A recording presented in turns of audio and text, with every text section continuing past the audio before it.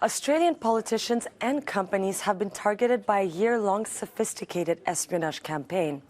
According to the cybersecurity company Proofpoint, the hackers were closely aligned to Chinese government security services.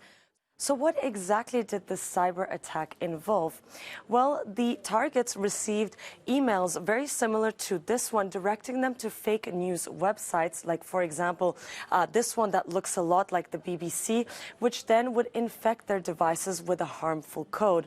This code would then allow the hackers to, for example, see what sort of browser you're using or device that you're using.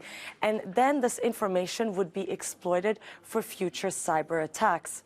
And the main targets of this attack, according to Proofpoint, were Australian politicians as well as people working in the defense, health and energy sectors.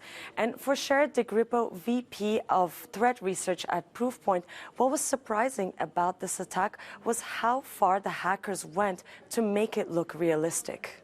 One of the things that's surprising about this is that the threat actor went so far as to create an entire media site scraping news from the BBC to make it appear that it was a legitimate website. They created fake people, essentially, with fake names that sounded Australian. They looked very realistic. The amount of work put into making this attack seem real by the threat actors indicates the level of sophistication that we would expect from a cyber espionage group sponsored by a country like China. And Proofpoint is even warning ordinary citizens that the data that they share online connected to their work could be a target for cyber attacks by foreign countries like China. And Australia has already had quite a tense relationship with Beijing these past few years. Back in 2018, relations really soured between Canberra and Beijing when they banned tech giant Huawei from the 5G network, and also when Australia called for an inquiry into the origins of COVID-19.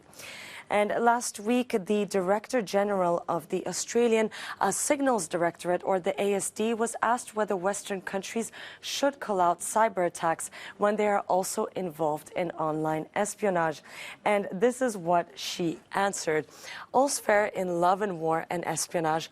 Of course, we spy on other countries. May the best spy win.